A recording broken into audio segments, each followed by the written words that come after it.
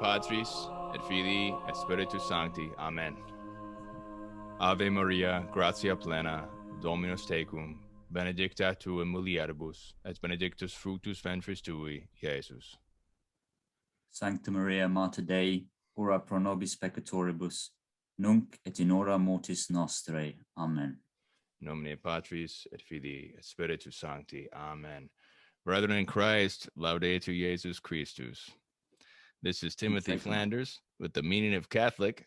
I'm joined today by my friend and fellow counter-revolutionary, Peter Gimley of Vendee Radio. Peter, how you doing, brother?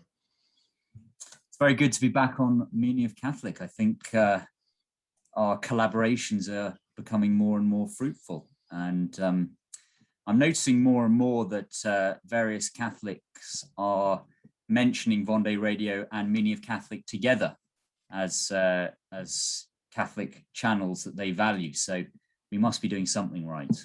Good. Well, Jesus is king. Very happy. Yes, the Vendee Radio, if viewers don't know about Vendee Radio, probably one of my favorite channels to listen to. A lot of great interviews already uploaded. And any plans in the future, Peter, to any new plans, new shows, interviews that you're planning on? Yes, well, in relation, I think most opposite to our conversation today about the English soul, I've recorded a broadcast with Dr. Alan Phimister, who is very, very knowledgeable about Catholic history, on the history of Catholic England. I originally planned for a 1-hour broadcast on all 2,000 years or nearly 2,000 years of Catholic history in England. But we got up to about 1066 after, I think, 2 hours. So that will be followed by subsequent broadcasts for the next periods of Catholic history that we're going to cover. So I think that might be of most interest. Well, that'd be great. Yes, I saw Dr. Phimister on Sensus Fidelium, and he certainly has the chops to take that into a 10-hour lecture. So very much appreciate his work, Dr. Phimister. So today's topic is the English soul. I'm not sure, we haven't even thought of a title yet, but the English soul, the primordial light of the English people, the poisoning of the English people, and the poisoning of this soul. This is a mutual topic of great mutual interest to Peter and myself because obviously Peter is an Englishman in London, and I, as an American, I have become more and more convinced in researching my most recent book of the importance of the church to face the influence of the Anglo and American empires, their influence on the church and society in all sorts of ways, economically, spiritually, psychologically, politically, of course, all sorts of different ways. And so we're going to try to dig deeper into the origins of Anglo culture, English culture, some of what that is, what it is not, some of the history.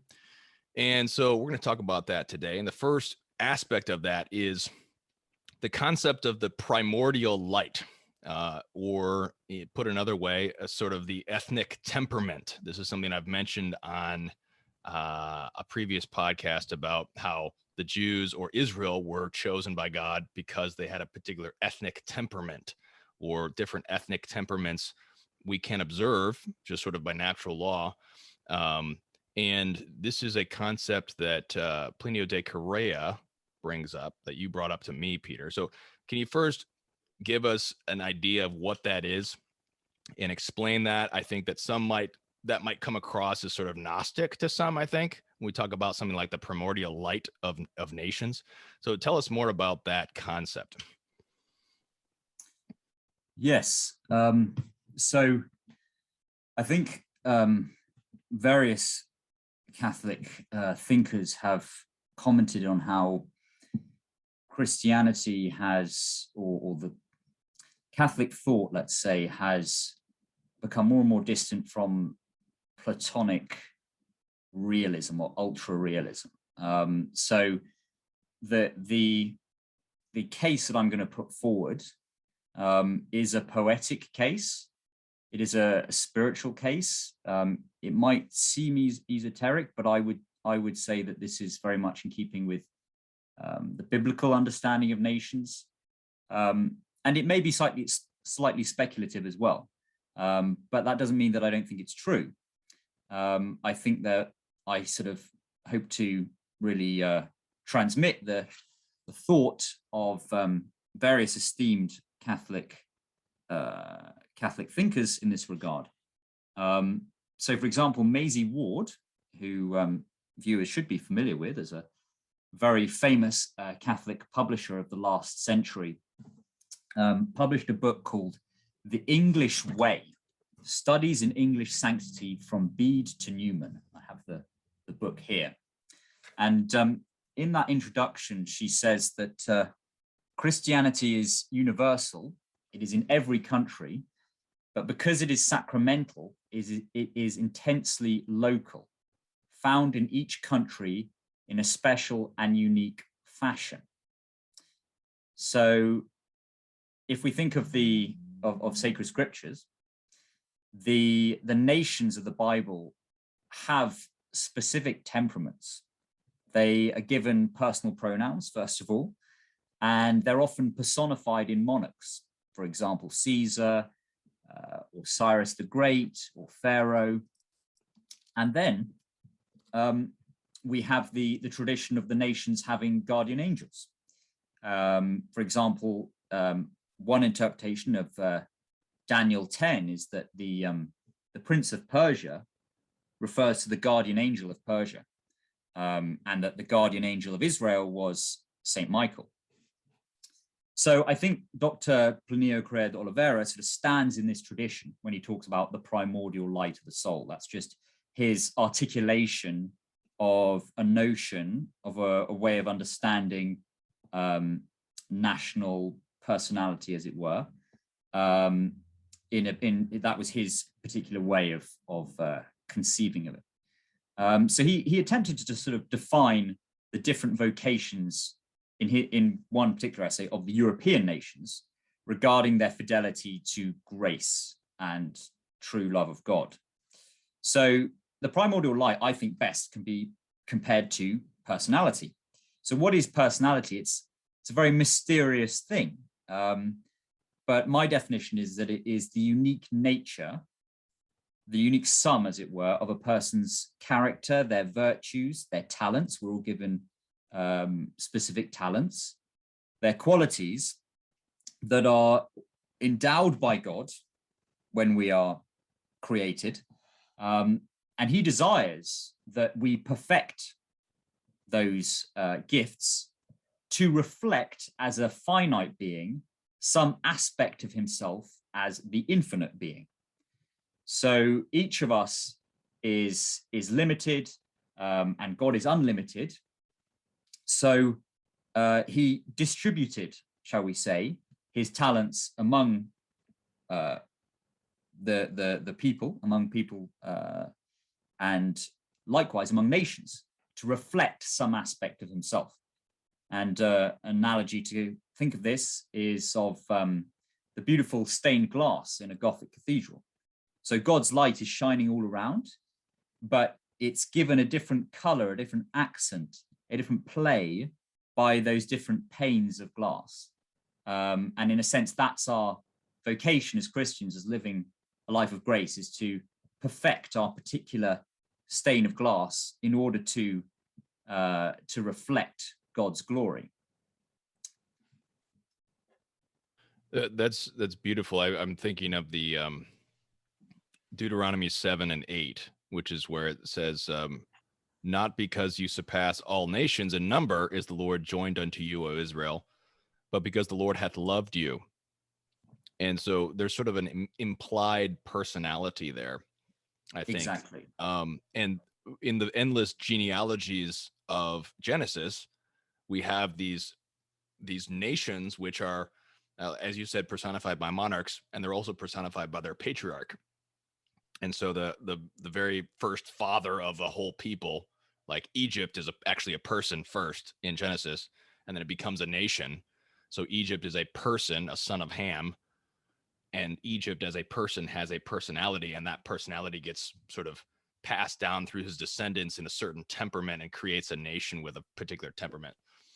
So tell us about the English temperament. What is the English temperament? Tell us about some of this history that you've been thinking about and studying. Yeah, so what I'm going to present is the fruit of reflections and study. Just one last thing I'd add on the primordial light is that we're within this modern world, people conceive of the nation as a machine as a result of Enlightenment rationalist thought and epistemology, but that was never how the church and medieval thinkers thought of nations. They thought of the nations as a people and as a kind of body, and therefore as a body possessing a personality in a certain sense. So Chesterton sort of very much continued this tradition when he said that King Alfred the Great was, quote, supremely the type that proves to the world what is called a fanatical fixity of faith without fanaticism, in which solitary and supernatural conviction expresses itself in energy, but not often in ecstasy. There is always something about him indescribably humble and handy, like one who unpretentiously hammers away at an inherited task. And then his great mentor, Belloc, wrote, quote, what we call England was made, grew from, began upon a Sussex hill in 1066. Not that the blood which we call English began then, and not the landscape, nor the deep things which inhabit the native soul. All these are immemorial. The English imagination, the English humor, the English Englishry is from the beginning of recorded time. So when I talk about the primordial soul, I'm talking about, to use Belloc's phrase, those deep things which inhabit the native soul. They make in each land its own special way of being Catholic. And as you say, the English soul has influenced the American character, as America is a mosaic of European peoples. So I thought perhaps to start with, we could just go through Dr. Plinio's description of the English primordial light. Would you like me to read that? Yes, certainly. Like to read that? Yes, certainly. Yeah, so this is from an essay where he goes through the primordial lights of the different European nations. So I think this is a very good sort of overture to further reflections on the English soul. This is what he writes. With the English, we find something similar to what happened with the Prussian people. Both people were so deeply changed by heresy that it becomes difficult to reconstitute what they would have been had they been faithful. What is the bad side of England? England has a commercial, Masonic, cold, and frustrated spirit. There is much emptiness and frustration in the English spirit. With Anglicanism, the magnificent cathedrals of old become emptied of life and grace. They are doubtless still very distinguished, but they lack life. They're elevated, but they are as dry as an umbrella stick. Most of the simple churches in Rome have more life than the magnificent Westminster Abbey. If you look at a picture of Churchill or Edward VIII when they were young, you still see in them a springtime spirit. But when you compare these pictures with the old Churchill or the Edward VIII married with Wallis Simpson, there is an immense change. Both men are so saturated with the Masonic spirit that all the promises of youth were razed to the ground. What is the English vocation? I would say that England was called to realize something of an angelic innocence. In the English soul, there is something so honest and serene that it obliged Protestantism to assume a Catholic overgarment, Anglicanism, otherwise it would not have been swallowed by the people. Something that still reflects the good side of the English soul is the English landscapes.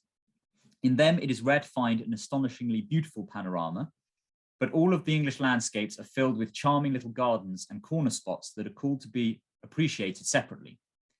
In those ambiences, there is such freshness and such richness that only very innocent souls, almost angelic souls, know how to admire them properly. Here is a bridge with a cluster of ducks swimming under it. Over there is a mossy stone in the water with small blue flowers. Further down the way, an ivy climbing a wall is worthy of a painting. or perhaps a tragic wind blows away the fog to reveal the tower of a castle. It is through flashes like these that we can reconstitute the innocence and purity that the English are called to have when they are faithful. This English angelic innocence certainly was the substance of the early medieval English spirit, which gave many saints to the church, end quote. So I'd like to just begin my remarks really in the soil, just saying a few things about the English landscape, because the topography of home plays a part in shaping a nation's character. And England is a country which is where that is very much the case. And it's a country of very gentle gradients, slow moving rivers, long and well-drained valleys. The landscape isn't particularly epic or dramatic. It's very homely. Almost every part of it can be crossed on foot or on horseback. There aren't the great natural obstacles that you would have in the New World, like the Rocky Mountains or the or Death Valley. So when the forests in England were tamed and cleared in medieval times, and the land was cultivated, there emerged this web of very gradual transitions, where the most prominent feature in the landscape was the church tower, and nestled in the valleys. Additionally, England has natural borders. It can only really be invaded from the north, from Scotland. And that informs the national psychology. The situation of a people who can defend their territory is very different to that of a people who are forced to often have to accept foreign occupation. For example, the nations of Central Europe, until recently, have been governed from Berlin under the Nazis, or from Moscow under the communists, and they were compelled to treat, for example, their own languages as these local eccentricities, and to regard their local customs as having no legal authority and guarantee of survival. But the English haven't suffered this for almost 1,000 years. So there is a genius loci, and this, what Dr. Plinio, I think, identified there was that England still has an enchanted landscape. It's enchanted in the same way that a human face is enchanted. And that is why the English have a love of their home. What Joseph Pearce calls in one of my, in my interview with him on Vendee Radio, he called it a soul-soil nexus, this deep love and familiarity of our land. And I recently felt this when I visited an old dissolved monastery in Dorset, which is God's own county, in a place called Abbotsbury. And you could sense a serenity, a tranquility, a peace there, a lingering grace from the time when the landscape was studded with monasteries, and perhaps an angelic presence there. Even in sad, secular, cold, dark, post-Protestant England, there was a lingering grace there. That's beautiful. It reminds me of my favorite line from Tolkien, which is the very last line of Lord of the Rings when Sam comes home. If you recall, he says, I shouldn't say it because of if someone hasn't read the Lord of the Rings. If you haven't read the Lord of the Rings, please go read it. But it certainly reminds me of that.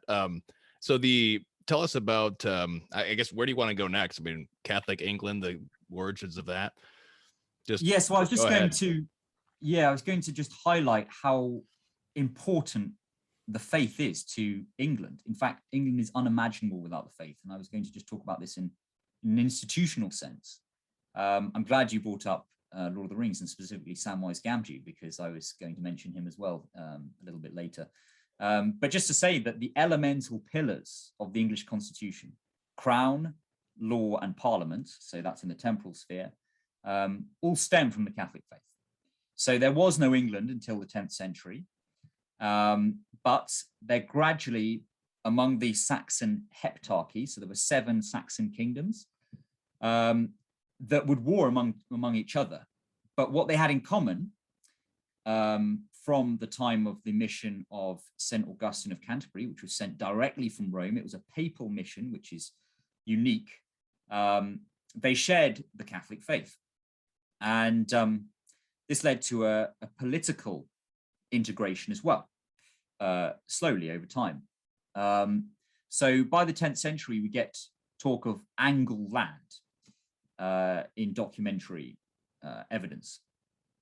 But as I say, there was an ecclesial England before this. There was a spiritual entity and a reality. And school children learn about the famous Synod of Whitby, which St. Bede describes in his ecclesiastical history, which took place in 665, which sort of regularized the Roman method of church administration over the old Celtic method. But equally important, or perhaps even more so, was in 673, when St. Theodore of Tarsus, who was Archbishop of Canterbury, summoned all the bishops of those 7 Saxon kingdoms to the Council of Hartford, and he established common canons and church disciplines. So despite the feuding that I mentioned, the Mercians invading Northumbria, the men of Kent eyeing up the downlands of Sussex, the mass, the priesthood, the scriptures, and the prayers were the same. So England was an ecclesial realm before it was a physical realm, and its spiritual identity predated its political existence. So there was a procession from the spiritual to the material that is analogous to the Annunciation. And we know that Our Lady was invited to conceive, and that her consent predated the incarnation. She had the liberty to choose. And her choice is the single most critical act of any human being throughout history. Similarly, England has had, in a healthy sense, a preeminent respect and position for liberty in her laws, in her institutions, in those moments in history when she has stood for liberty. And that's taken form in Magna Carta and the common law, where peace is guaranteed by the resolution of conflicts through talking about them, rather than killing for them, and in the chambers of Parliament. And in a sense, this is the best part of the English spirit, which was taken to America in a derivative but deficient form to take root there. And the devil distorted that with the heresy and the ideology of liberalism, the exaggeration of human liberty. Yes. Let me just ask about, because we talked about, you just mentioned Whitby. So let me bring up Ireland and the Celts, because we also observe the exact same thing happening in Ireland in terms of the spirituality predating the national reality, because the Irish language, written language that is, developed out of Latin and helped all these warring Celts as well become more of an Irish entity. But obviously that brought them into conflict with England. And as I mentioned to you, I've always looked at England and Ireland, or England and the Celts, as a very similar thing to Rome and Greece, because the character of Rome, as Virgil expresses, is to rule and order and administrate. And the character of Greece is to provide the true good of the good and the beautiful, philosophy, art, architecture, all sorts of things. And so there was this great synthesis of Greco-Roman civilization. But and the same thing seemed to be the case also in early Irish history, because Ireland was the jewel of Europe with culture and with writing and philosophy and monastics and everything. But the relationship seems to have never been, certainly not as fruitful and not as synthesizing ever, perhaps in the history. I'm not sure if there's ever a time when the Anglos and the Celts really had a really strong working relationship. I don't know if I'm wrong about that, but can you speak at all to the relationship there between these different ethnicities and these different Christianities? Obviously, that goes into current controversies as well. Any thoughts on that? Well, it's a really interesting comparison, a very mysterious relationship, very troubled over the centuries, no doubt. Well, I think that, as you say, there was the Irish heroic age in world affairs when, for example, in the 6th and 7th centuries, the Celtic missions, the Hibernic Scottish missions, brought the faith to continental Europe. I went to St. Gallen monastery in Switzerland, and I was amazed to find that it was actually founded. St. Gall was an Irishman. It was founded in the 700s. That's how deep into the continent the Irish missionaries penetrated. So truly incredible. I think that sadly the English domination of the Irish already was advancing before the Protestant Revolution, and so that sort of healthy cross-pollination, I think, was sort of truncated, was limited. Although very fruitful in the early centuries, the early Middle Ages, sadly didn't continue, didn't flourish in some ways. So you have the Protestant ascendancy, whereby the landlord class in Ireland, the occupying class, are Protestants and mistreat the native Irish people, and engender an animosity which endures to this day. Nevertheless, there have been some fruits. Pope Leo XIII refers to the fact that the British Empire has been a conduit for Irish missionaries to disperse throughout the globe, and this is really important. The fact that, Australia is a bit of a basket case now, but in the middle of the 20th century, it was a third Catholic, and that's largely through the efforts of Irish missionaries who had the protection and the safe passage guaranteed by the British Empire. So it might not have obviously been the intention of the British Empire, but there was nevertheless a kind of an aegis under which the true faith could spread through Irish missionaries. Interestingly, this is sort of jumping around a little bit, but Irish bishops never, in the 19th century, for example, when the Irish question was just dominating British politics, the question of home rule leading up to the Easter Rising, the Irish bishops never condemned British rule as tyrannical and as something that the Irish would be justified in rising up against. They were always very aware that Irish nationalism or Irish, desires for independence was tainted by the French Revolution, and that any kind of positivistic, rationalist conception of Irish nationhood, of establishing an Irish nation, was liable to be tainted by the kind of image, the romanticism of the French Revolution, and then subsequently the springtime of the nations, yes, the 1848 revolutions, the growth of nationalism across Europe. And you see this, for example, in Austria-Hungary, where the Czech, the Bohemian nationalists are, gathering, for example, under the they call it the Club of St. Wenceslaus. So there is an inspiration by Bohemia's Catholic past, but then it's tainted and it's polluted with an instrumentalization of the faith, which we see, which I think you've touched on in many programs, which is the subordination of the spiritual to the temporal. So seeing the faith as lovable to the degree that it reflects the nation, rather than seeing the nation as lovable to the degree that it reflects the true faith. Yes. Right. So it's a form of idolatry. It might not sound too serious, but it really is. This idea of national Catholicism. This is why, Franco's regime, Salazar's regime, as admirable as they were in many, many ways, and far, far superior to our own tyrannies that we live under at the moment, were not some kind of ideal, because they did have this problem of this kind of subordination of the faith. So I think that's what the Irish bishops were concerned about at that time. So yes, just a few of my thoughts there, really, a bit mixed, a bit jumbled, but a question I'd like to get more into. And I would note that Sheed and Ward published a book called The Irish Way, Studies in Irish Sanctity, which I'd like to read. And I think that would provide a bit more material to really get to grips with some of these questions.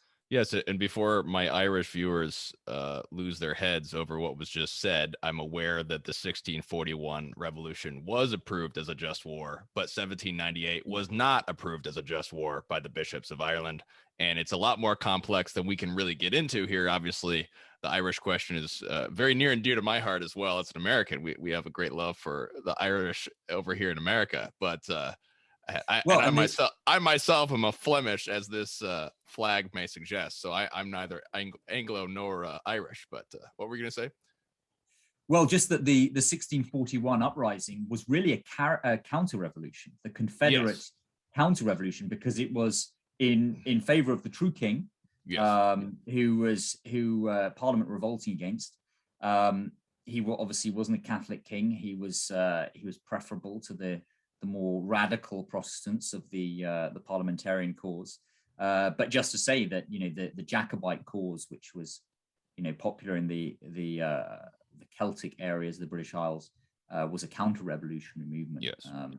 I think we can almost say that no revolution is ever good. I mean, that's why the Irish were very careful to call the uprising an uprising in 1916. Why the Poles in the 19th century always called it an uprising, in line with, Thomistic thought about the justification of a people overthrowing or resisting a tyrant. Yes, in order to restore the Christian order, not to create a different order. So anyways, let's get back to our topic on England. So Catholic England begins before the nation of England. And you mentioned how the three temporal pillars of English politics and temporal order are coming straight out of the Catholic Church.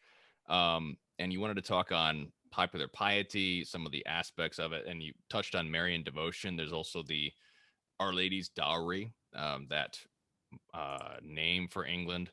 Tell us more. Yes, well, I think in studying, these, let's say, more cultural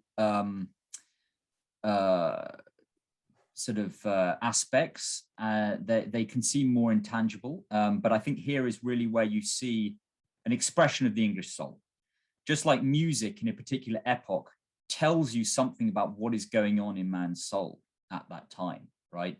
The storminess of Beethoven bespeaks the atmosphere of revolution and nationalism of that time of tumult.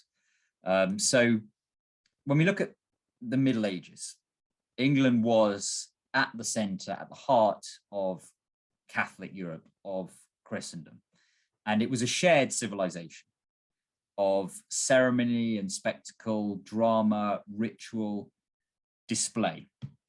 One of my favorite descriptions of the Middle Ages is of a forest of symbols. There was a fascination with form and ritual, with pattern. These were seen as vestiges of the divine wisdom, as St. Bonaventure put it, establishing a series of correspondences that mounted and ascended more and more closer to heaven, like a Gothic cathedral. And foreign visitors reported that the English were notable among the Christian nations for their piety. Their anecdotal records speak of the English rivaling the Romans in their love of ceremony and the Spanish in the devotion to the Virgin. The bells of the London churches deafened those who were unfamiliar with them. And one continental observer noted that the citizens all attend mass every day and say so many paternosters in public, the woman carrying large rosaries in their hands, end quote. And this was the dispensation and condition of England until the time of Henry VIII. There's been a notion going around, you often see, it's a black legend basically, that this idea of the Middle Ages as an age of faith was false. It was a sort of a control architecture of the elite, and it didn't reach down into the popular people. Is a big fat lie.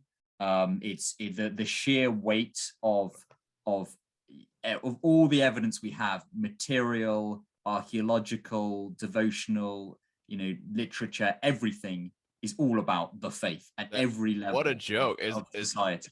Is that even being said by academics? Are people actually saying that?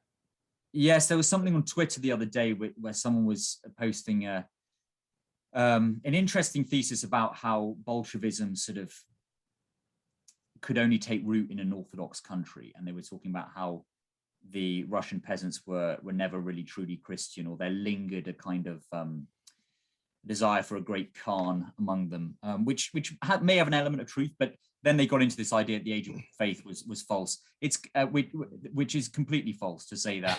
That's like a joke. That's like not even. I couldn't be believe any academic could possibly assert something like that. Well, this is the vocation of the Catholic historian, because these black legends get recycled. Mm-hmm. They get disproven.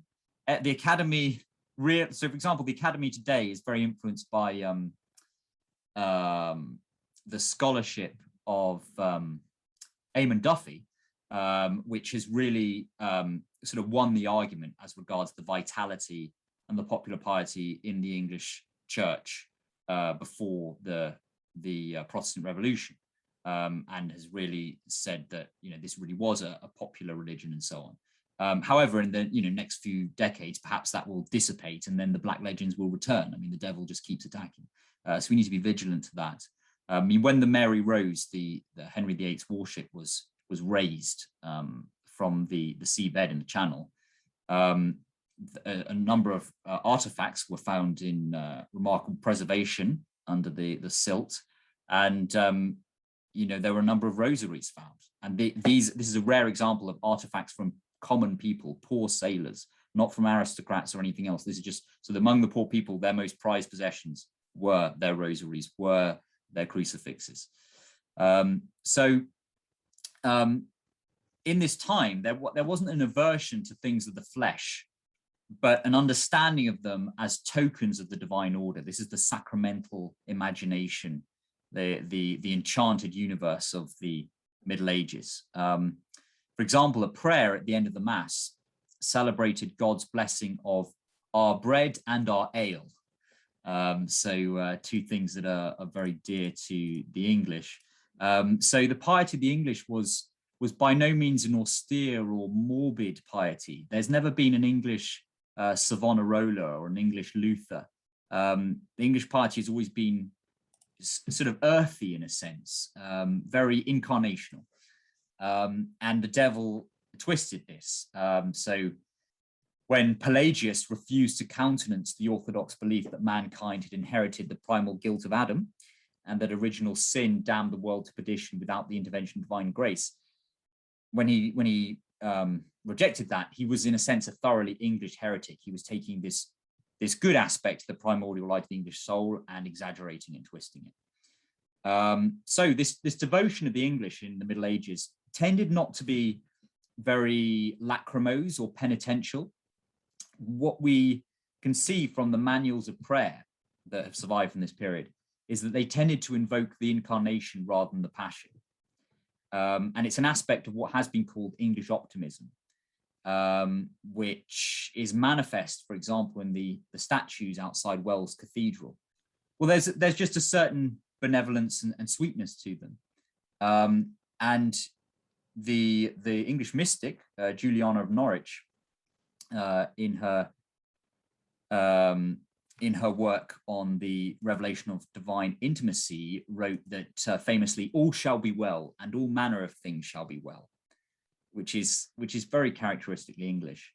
In the images of Spain and Italy, the Blessed Mother is often seen as a figure in tears. The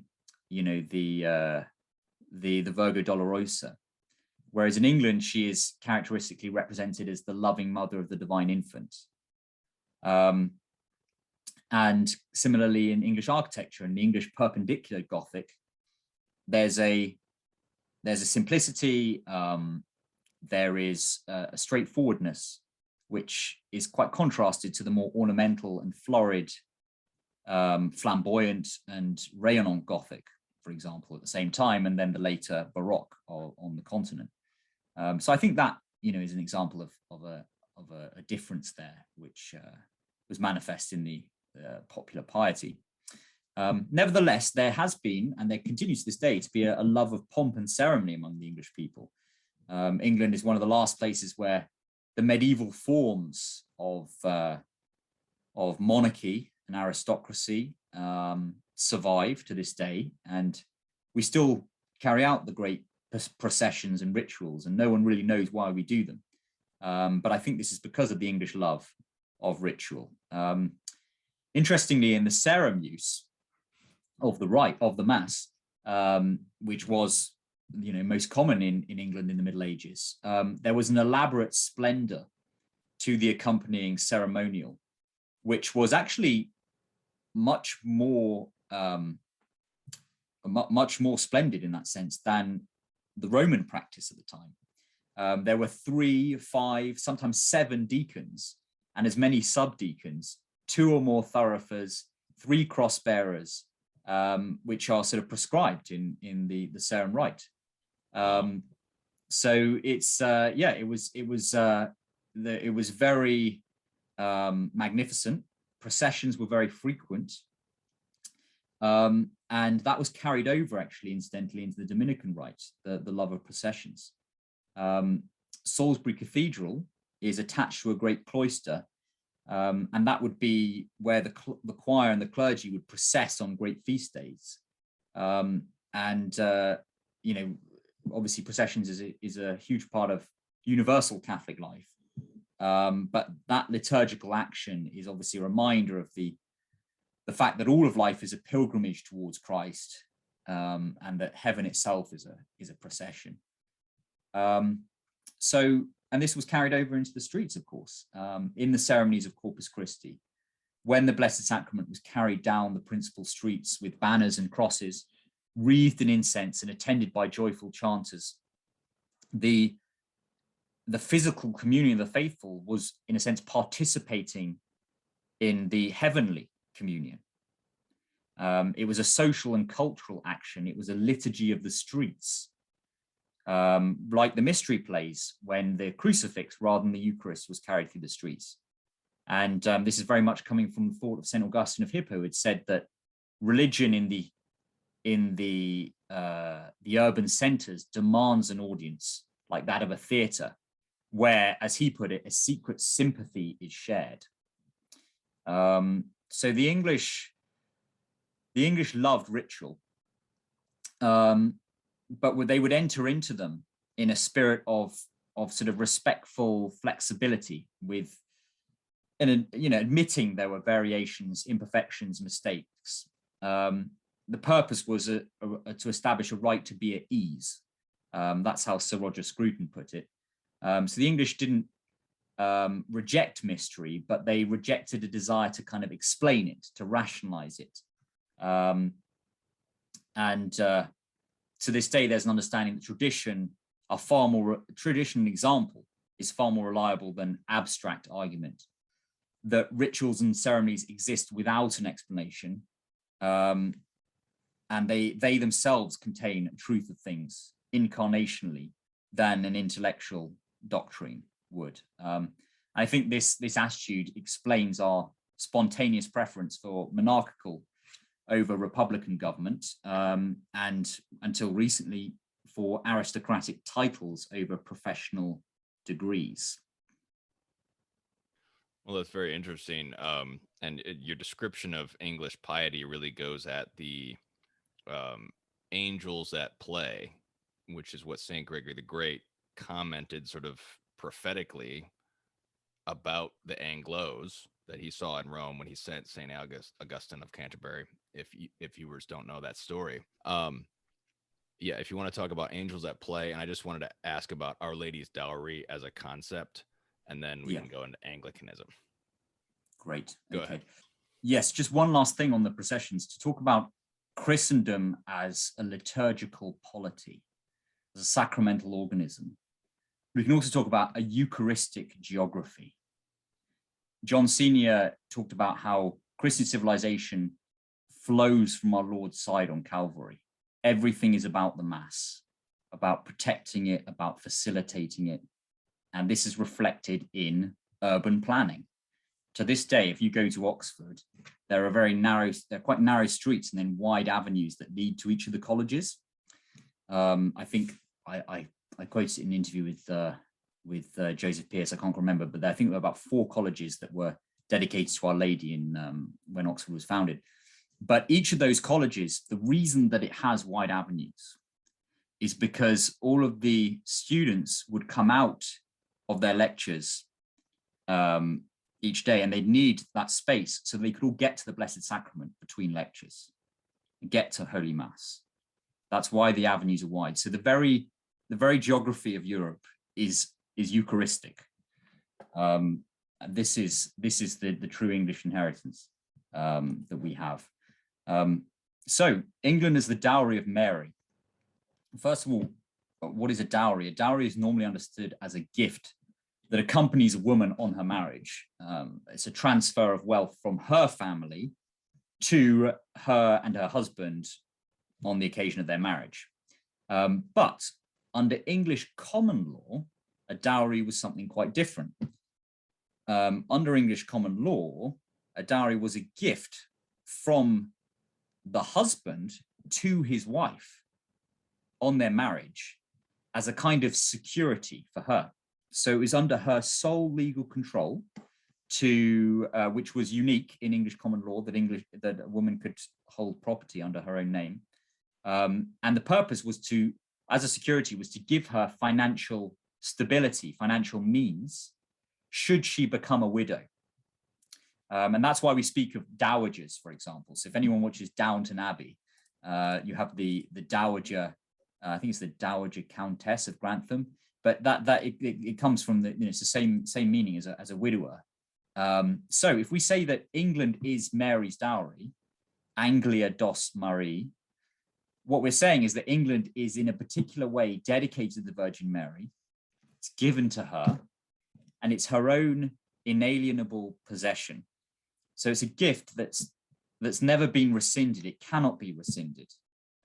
And very famously in the Wilton Diptych, which is the most sublime piece of English medieval art to survive, King Richard II is giving Mary, he's rededicating Mary to Our Lady. He's giving it to her as her dowry. So this is why this land has been particularly blessed by our Lord and Our Lady. And periodically, England has been rededicated to Our Lady. In 1893, after the Second Spring, during the Second Spring, the Catholic revival of the 19th century, and then also encouragingly in 2019. As Pope Leo XIII said, when England returns to Walsingham, England will return to the Catholic faith. So there are the smallest green shoots there of restoration, of recovery, I think. So the origins of this title of England as Anglia dos Marie, as Our Lady's dowry, is sort of lost in the mists of time. One of the earliest piece of evidence we have is from an Anglo-Saxon ecclesiastic and historian, Eadmer, who lived from 1060 to 1124, so just after the Norman conquest. He wrote how the Norman Archbishop of Canterbury that William the Conqueror put in place, Lanfranc, suppressed the celebration of the Immaculate Conception, which had begun before the Norman conquest, when England's king was a saint. He wrote, in former days it was celebrated, the Immaculate Conception was celebrated more commonly than now, and by those chiefly in whom there dwelt a pure simplicity of soul and a humble devotion. And thus those, in virtue of their position of authority, did not scruple to abolish what the simple and perfect love of Our Lady had established, namely the feast of her conception. Having thus seen the mode of proceeding of the eminent persons who succeeded in doing away with the feast of the Mother of God, let us cast a glance at the love of the simple folk who lament over the loss of so great a gladness. So the simple folk, among the simple folk, there was this great Marian devotion. In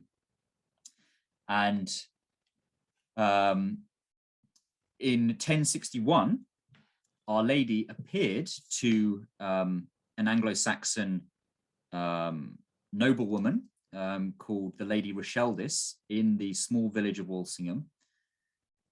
And she instructed her to build a house, a holy house, a replica of the Holy House of Nazareth, where the miracle of our redemption occurred, where the incarnation actually happened. She instructed her to share her joy, the joy of that we recognize, that we venerate, the joyful mystery of the Annunciation. And this site of Walsingham, 1061, just 5 years before the Norman conquest. It was almost, as Joseph Pearce describes it, like the supernova of the Anglo-Saxon civilization. When England's king was a saint, St. Edward the Confessor, it was the most bright moment just before the Norman invasion. And there was a popular medieval poem which was titled "As Ye Came from the Holy Land." But that Holy Land was referring not to the Holy Land of Palestine, but to the Holy Land of Walsingham. Walsingham was England's Nazareth, and it flourished to such an extent that it became one of the 4 greatest pilgrimage sites of medieval Christendom, which were Rome, Jerusalem, Santiago de Compostela, and Little Walsingham, which was unique among those 4 for being a shrine specifically to the Blessed Mother. So this is where the strength of England's Marian devotion was incarnate, was I would say surpassed was preeminent among all nations. In 1399, the Archbishop of Canterbury wrote, "The contemplation of the great mystery of the Incarnation has drawn all Christian nations to venerate her, from whom came the first beginnings of our redemption. But we English, being the servants of her special inheritance and her own dowry, as we are commonly called, ought to surpass others in the fervor of our praise and devotion." So I've mentioned how the English devotion to the Immaculate Conception was antecedent to many other nations. Spain, the veneration of the Immaculate Conception in Spain was also very early. But it's in England that we find the first commemoration of St. Anne, Mary's mother, and the earliest evidence of the daily little office prayed in Mary's honor, and the origins of the widely popular Marian miracle collections. And as a piece of empirical proof of the fervor of this Marian devotion, Joseph Pearce mentions he did some research on the dedication of parish churches or local churches across Europe, and he found that England had the greatest density of churches dedicated to Our Lady. So that is empirical proof there of the strength of the Marian devotion this time. Wow, that's wonderful. And obviously, the greatest medieval exponent of the doctrine of the Immaculate Conception is obviously the Englishman Duns Scotus. But you mentioned the Norman conquest, and if viewers don't know their English history, that is when the Normans, who were Normandy Frenchmen, basically, they spoke a French, some sort of old French. They invaded England in 1066. There's this great the Bayeux Tapestry, famous work of art from history, that describes it. But this was this somewhat of amalgamation, at least among the English elite, between the French and the England. I think the ruling class in England spoke French for how many decades or centuries after this? I don't know. But can you speak a little bit on the relationship of the English soul to the French? Because obviously then that gets into a lot of our Anglo-liberal history later. Yeah, this is again very very mysterious. The Norman conquest was quite savage in many ways, and there remained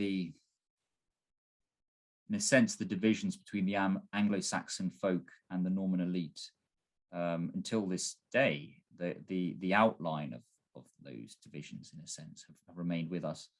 Nevertheless, of course, the integrating power of the Catholic faith brought these people together. There was a complete replacement of the elite by the Norman lords. I mean, William the Conqueror stripped, I think, about 80 to 90% of the Anglo-Saxon nobility of their lands, their titles, to be replaced with his own Norman knights. And similarly in the church, most monasteries were, the abbot was replaced and so on. So it was a very sharp break in the national life. And it took maybe until the Plantagenet dynasty in the 13th century for that tension to ease, and for the Norman elite to even start learning the English language, and to mix more harmoniously with their Anglo-Saxon subjects. Now, that's one reading of it. I think it can be exaggerated, as I say, that the fact that both Norman elites and Anglo-Saxon folk shared the faith, and therefore shared the divine filiation, is of paramount importance. But that Norman, there was a national devotion to the Marian piety, and this led to the term Merry England, which was first coined in 1150. So relatively soon after the conquest. The encyclopedist by Friar Bartholomeus Anglicus wrote that England is a strong land and a sturdy, and the plentiest corner of the world. England is full of mirth and of game, and men oft times able to mirth and game, free men of heart and with tongue. There is a thesis, I think, that whereby one can link the origins of sport and play, certainly with the recreations and pastimes of pre-modern rural people. People would recreate on the feast days, and it's these primordial forms of play that sports originate. And although these feast days were tragically suppressed, we do have to this day the English preeminence in sport worldwide. There was a scholar called Tony Collins, who studies sort of sports history, said that Britain is no longer a serious world power, but one thing it can do is point to the fact that most of the countries in the world still play British sports, or sports that were derived from British sports. So there is a legacy of the empire, and I think you can make a poetic case that that Sir Roger Scruton certainly pursued when he said that with the good and the useful, man is merely in earnest, but with the beautiful he plays. And he said that when we play, when we dance, it's a continuation, an extension of the blessedness of our childhood into adult life. So where does this English genius for play comes from? I think it comes from this angelic innocence, which is part of the English primordial light. What do children do when they're under the benevolent gaze of their mother? They play. That's beautiful. And yes, well, Proverbs 8:30 says that, then I was by him as a nursling, and I was daily all delight, playing always before him, playing in his habitable earth, and my delights are with the sons of men. I think that's a side note, one of the ways that American culture is thoroughly English, because we love sports in America as well. But before we lose all of our time, we need to get into the dark period of English history, which is the period that we're still living through, which is the Anglican occupation of Catholic England. And one of the interesting things that was noted, I think it may have been in your broadcast with Ryan Grant, but he mentioned how at the ascension of England, or ascension of Elizabeth I, England was a Catholic nation with a Protestant minority, but at the death of Elizabeth, it was a Protestant nation with a Catholic minority, and which Grant ascribes to pretty much the most brutal, savage police state that existed at that time, the most psychologically manipulated, um, psychological warfare through art and all sorts of things. The Virgin Queen to replace Our Lady, the suppression of all sorts of Catholic symbols and everything, et cetera, et cetera. And I can't help but think: is there an angelic innocence that was viciously exploited? Is there sort of a weakness in the angelic innocence that was sort of gullible enough to go along with this insanity, that was being imposed? I don't know. So tell us about the dark period that we're living through, the Anglican occupation of Catholic England. Yes, well, everything you related there from Ryan Grant, everything you mentioned, I think is all true regarding the savagery of the repression of the true faith in England. For nearly 300 years, that penal period. I think really to answer that, I've got to say just a few things about English spirituality in the medieval period again, because I think you will see the qualities in the English character which the devil then exploited. So I would just say that there is a strain of individualism within the English spirit. So in a good sense, in the Middle Ages, for example, hermits and anchorites were a very large part of English life. And there was a kind of distaste for regimentation or excessive display. Robert of Bridlington famously wrote that priests ought also to plough, to sow, to reap, mow hay with a sickle, and make a haystack. So, some people call this a kind of via media of English spirituality. William of Malmesbury, who was a foremost historian of the 12th century, said that best is ever meat. You could say moderation in all things.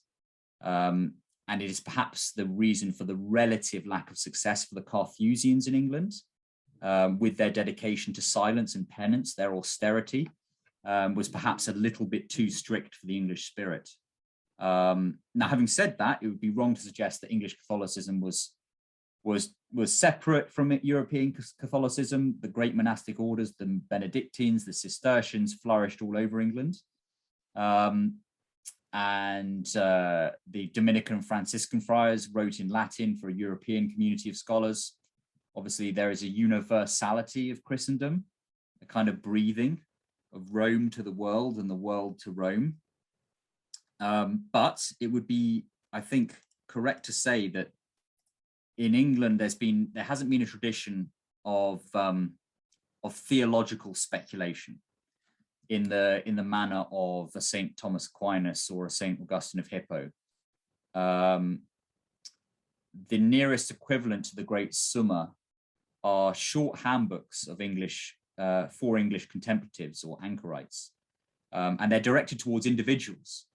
They're concerned with the exigencies of the solitary life, instruments for personal direction. So they're intensely English. They're unimpeachably orthodox, but they're also slightly individually focused. So the English aptitude is disaffected from abstract speculation. And just again, there's this long preamble to the getting onto Anglicanism. There is a sweetness in English spirituality. To go back to Juliana of Norwich, the lineaments of her piety have been traced to European spiritual mentors such as St. Bernard of Clairvaux, St. Catherine of Siena. But Juliana expresses the English spiritual tradition in a particular way, which is natively cheerful and rooted in common sense. She doesn't work in tight juridical categories of scholastic moral theology or express the more penitential rigors of the Franciscans. Her methods are really practical and her metaphors are pragmatic.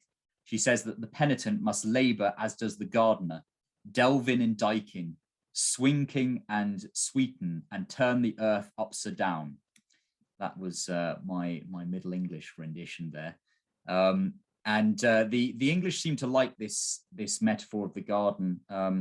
Bishop Challoner published a manual of spiritual exercises, which was incredibly popular, called The Garden of the Soul in 1740. He published 7 editions in 17 years. And English Catholics were known afterwards by the term Garden of the Soul Catholics. That was used to distinguish hereditary Catholics from later converts. It was that popular. And I think, this passion for gardening, just as a digression, remains a great one among English. And Tolkien was picking up on that with the character of Sam Gamgee. He's saying something there about gardening. Sam Gamgee is the only non-aristocrat among the Fellowship, the 9 Walkers. And in a sense, his character arc is the most noble. He undergoes the most changes through the quest, and he ends the quest from being Frodo's social inferior to being his social equal. And I think Tolkien is saying something there about how in tending a garden, gardening tenderizes the soul. It roots it in humility, humus, meaning soil. It's Sam's humility that predisposes him to the heroic virtue that he shows. So in the 12th century, one of the first prose works in this Middle English is known as the Ancrine Rule, or the Ancrine Wissa, which is a manual for 3 female recluses who are going to live in cells a few miles from Wigmore Abbey in Hertfordshire. And I didn't know this, Tim. I'd be interested if you knew, but female recluses, these anchorites, were considered to be no longer of the world. And they actually had the Mass of the Dead celebrated before the anchorite was led in procession to her cell. And they would have all the ceremonies of the burial office performed, including the scattering of the earth. Oh, wow. Yeah. And she would then lie prostrate upon her bier like a corpse before being pronounced dead to the world. Wow. So yeah, these these medievals, they really believed. And the Ancrine Wissa was a moderate and gentle text. It was filled with this sweetness, which has always been characteristic of English spirituality. For example, there is an account of a child being comforted when his parent whips the object that hurt him, and of the way a man will tie a knot in his belt to remind him of a service he promised to perform. And this is a day before personal watches and so on. There's a moderation in the penitential exercises. The law of love is more important than the rigor of the penance. And the reader must pray, but he also must eat and dress properly.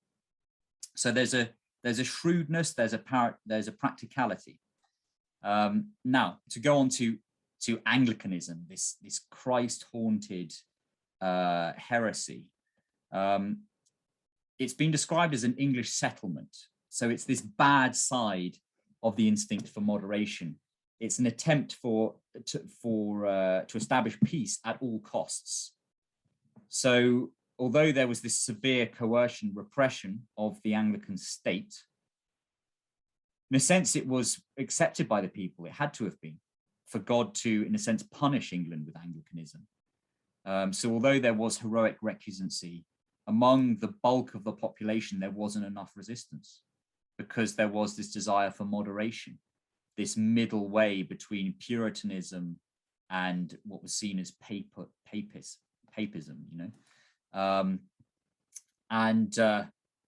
for Anglicans, what characterizes Anglicanism, as Dr. Plinio said, it's less the clarity and certainty of the true faith, but to be replaced by a simulation of this kind of shared experience, this supposed experience of sanctity, and it even to that's led over the centuries to an embarrassment in everything that regards religion, in discussing anything that regards religion. And you Americans have inherited this. The very topic of religion is embarrassing. It's unmentionable, just like sex or love or hygiene, which is not the case in European cultures, So this is a point Dr. Alan Phimister made. He said that, since the natural law is written on man's heart, there is a guilt about the steady and inexorable apostasy of the English from Christianity in the last 500 years. And this is where the devil's been so clever, because Anglicanism was an effective sort of palliative to the subconscious guilt in the English psyche. It was a way to maintain some Catholic forms without truly believing in any of them. So you have a kind of parody of the mystery of the true faith wafting around the Anglican table, the Cranmer table, combined with this Protestant call to duty, which resounds in the hymns. But it's empty of all true meaning and true, of course, the true sacraments, absent baptism. So it's very sad. It's an example of a slow motion revolution. I think the other thing about it is that, as with all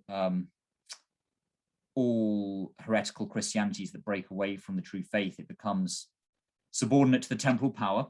So you have that famous Bible, English language Bible that Henry VIII printed, with the first cover woodcut of Henry VIII towering over the people and a tiny figure of Christ at his feet, which is an incredibly vivid depiction of this idea that the king would not only be the lord of the people's bodies, but also the lord of their souls, and that this is where the idea of the absolute monarchy comes in. The real beginning of theocracy. Right, exactly. It is an Anglican theocracy. And Scruton, who was actually an Anglican in a sense, he put it very well. He said, quote, the Christian faith has been melted down by history and recast in this peculiar ornamental form.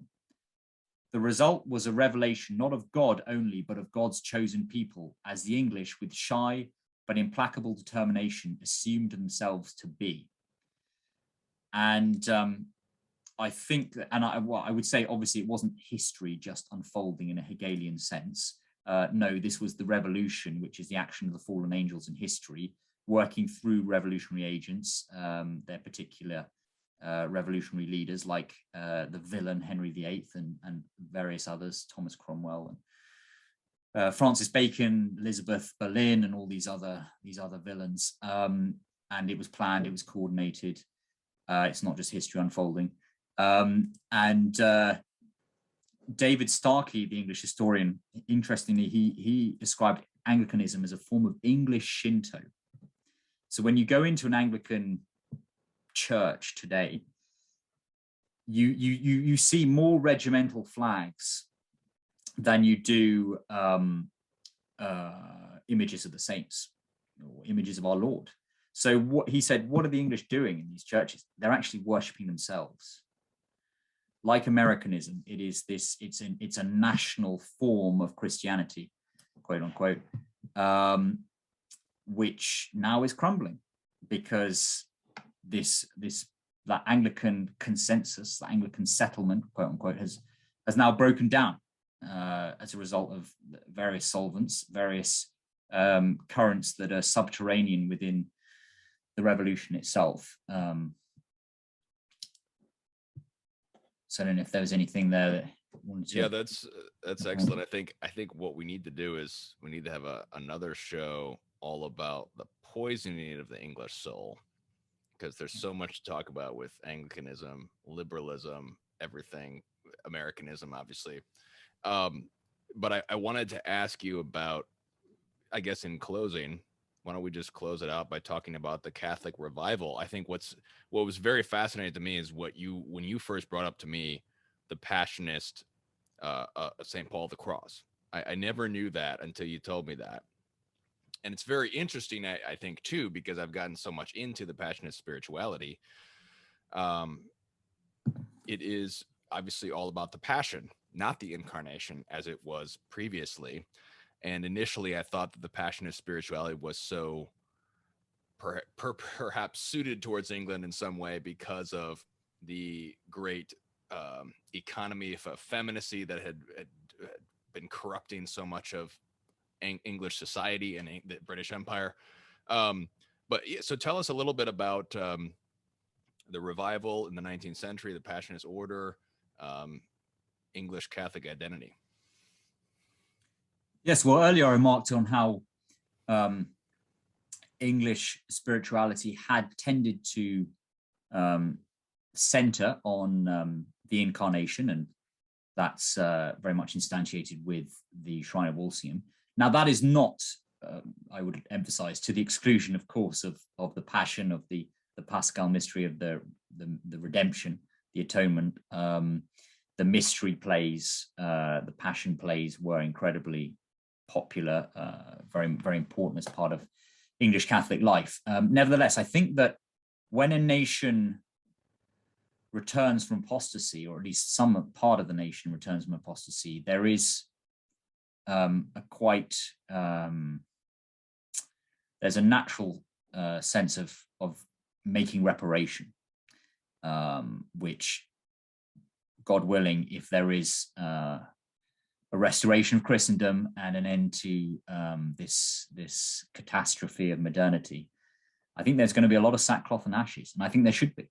There's a lot of reparation that needs to be done. So this mysterious, this tale, this story of Passionist spirituality and its interaction with the Catholic revival of the 19th century is beautiful. It's a manifestation of the economy of grace. It begins with St. Paul of the Cross. He was one of the great saints of the 18th century.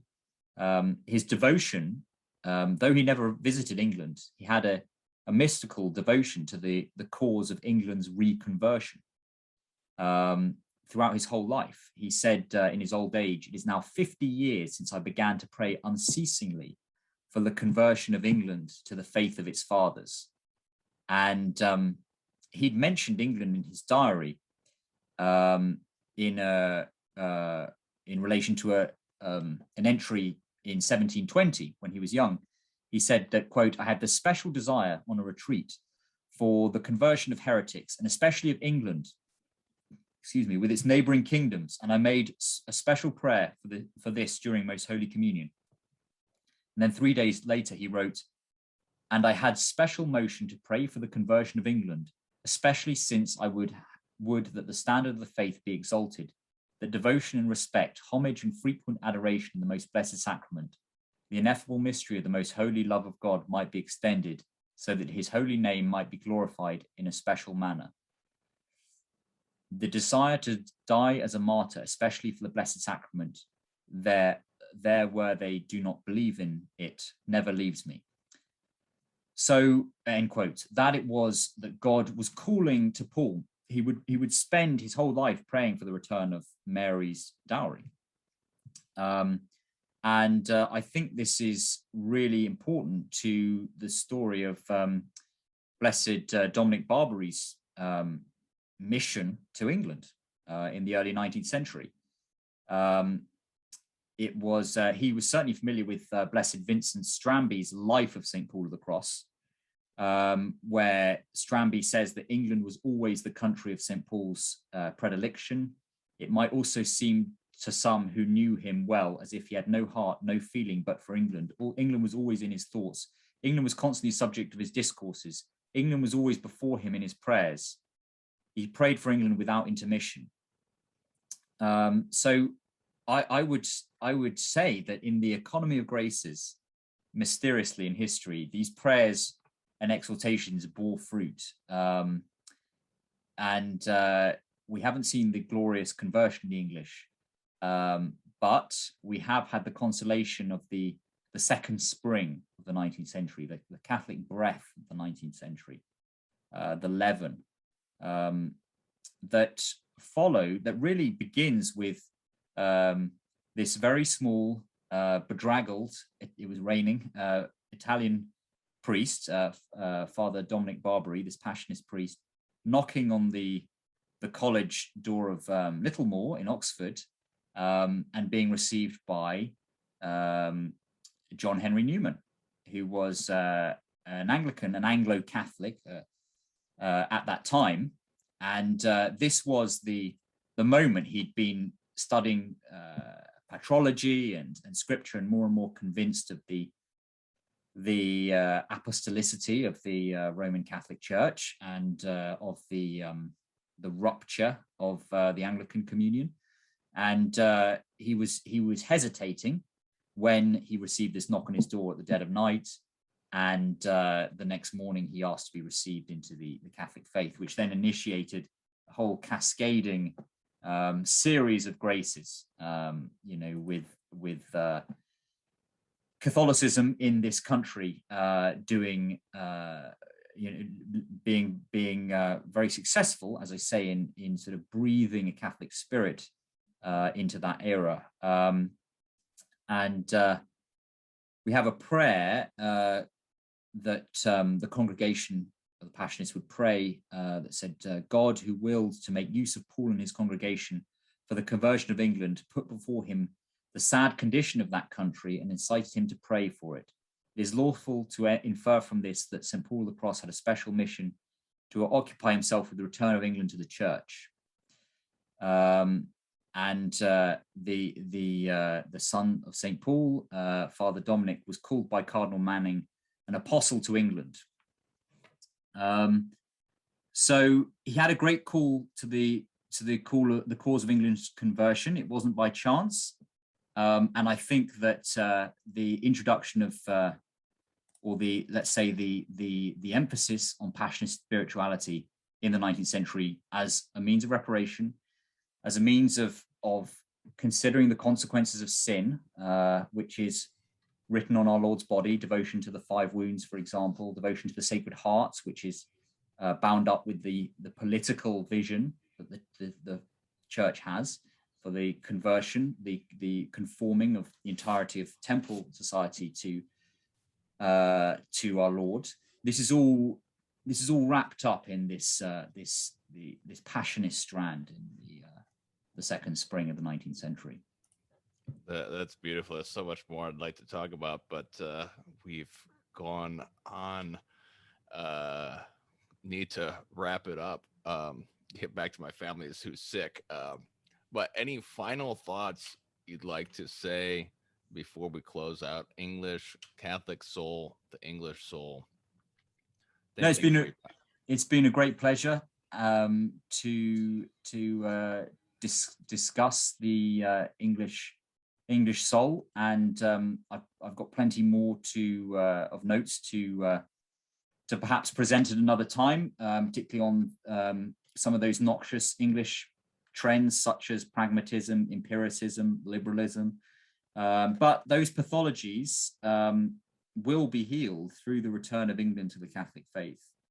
And I've mentioned the role and importance of joy as a pervasive attitude in English spirituality, which is rooted in Our Lady's invitation to the Lady Rocheldis to share my joy. And I would say to any Anglican listeners that Christianity has the shape of Christianity is Eucharistic, it's ecclesial, and it's Marian. And when it lacks those shapes, it falls apart. And I think today English Catholics are coming to remember their past. They're remembering that to be English is to be Catholic, and it is to be devoted to Our Lady, the Mother of God. And the Shrine of Walsingham is, of course, at the heart of this. Excellent. Thank you so much, Peter. It's been a real pleasure. Yes, we'll later get into the Americanism of the English poison, but also the English good things in America as well from England. So let's end with a Pater Noster and offer up, of course, for the conversion of England through the intercession of St. Paul of the Cross. Nomine Patris, Filii, Spiritus Sancti. Amen. Pater Noster, qui es in celis, sanctificetur nomen tuum, adveniat regnum tuum, fiat voluntas tua, sicut in cielo et in terra. Panem nostrum quotidianum da nobis hodie, et dimite nobis debita nostra, sic re nos dimittimus debitoribus nostris, ne nos inducas in tentationem, sed libera nos a malo. Amen. In nomine Patris et Filii et Spiritus Sancti. Amen.